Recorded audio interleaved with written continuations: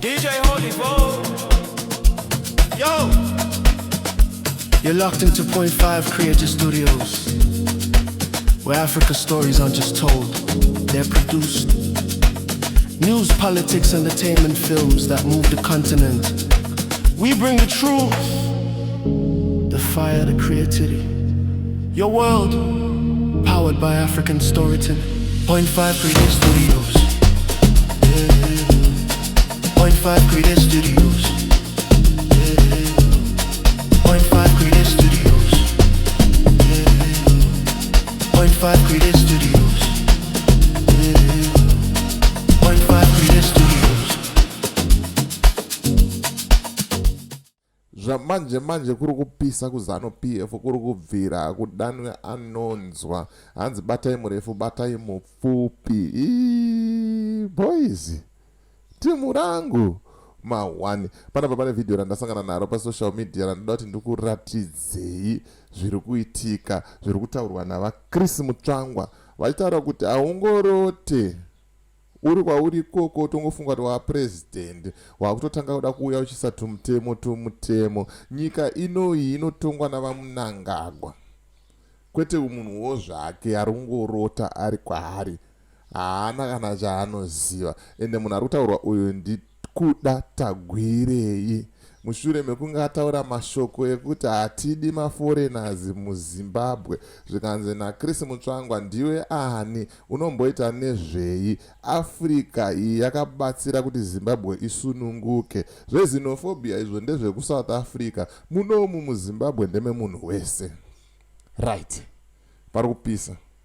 Toziva kuti dzazinei nesu nyaya idzi, hadzisi dzekumba kwedu, hatinei nechekuita nadzo, but tinongopfuura nemadziri tongotaurawo zvazviri kuti ndozviri kuitika kumba kwavo vanhu ava. But ndisanda kuratidzai the video, ndoda kungokuudzai nezve special promotion that we are running neCoolant TV nenyaya version. Aiwa kana ndozvinhu zvacho. Business rakafa rauri kufunga kuti business rangu harichamuka, harisisina kana hope kana tarisiro hapasisina. Bata Kuda panhamba dziri pascreen idzo, kana kubata DJ Holy nhamba dzangu dziri pascreen idzo, tokurukura newe, toshambadza, ende reach yako tinoricha 5 million people in 1 week on all 3 platforms combined.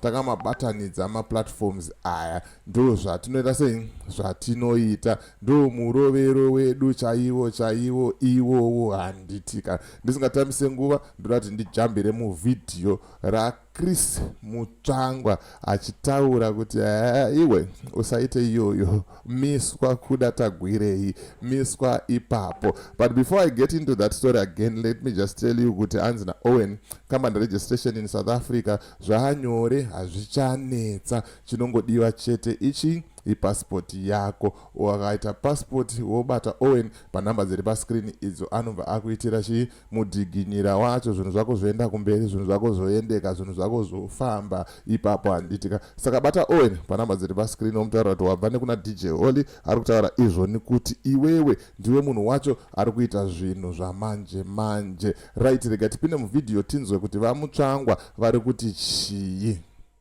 I also have one particular issue which I want to address.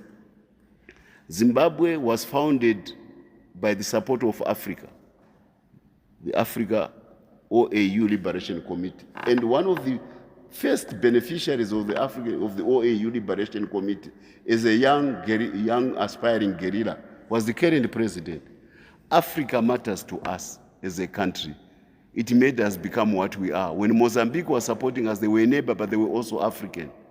Saka, you don't go about saying kuti atidi maforeigners munyika munomu. Atidi zvana dhudhura munomu. We are an African country. Africans are not foreigners in Zimbabwe. Africans are not foreigners in Zimbabwe. They belong to this country. If there are certain things which will be done by certain Africans, let them be handled by the legal process, Maprisa, Nema courts. Not some kind of blanket condemnation by a green stick a political approach. No. We're a mature brown stick country which has got a lot of respect for our African brethren And when they are here, we treat them exactly as Zimbabweans in this country. We are not xenophobic like South Africa. And I mentioned earlier on, when you live in glass house, don't throw stones. I said the third biggest foreign currency earner in this country is the diaspora. They are strangers in other lands, in other jurisdictions. So if you live in glass houses, don't throw stones. Now we diaspora all over the world. If you set a precedent at home where you blacklist a nationality, Chinese, Indian, or whatever, simply because of their color, you are also making it possible for your people to be treated in equal manner in other jurisdictions.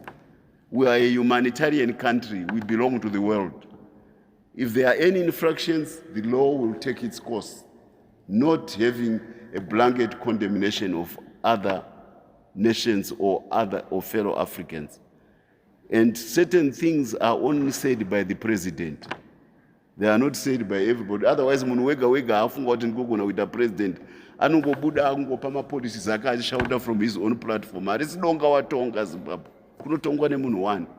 Ndamuna ngago. You may be, what I say, you have been dealing with me now for a long time. I have never been made to retract a statement after I have spoken here.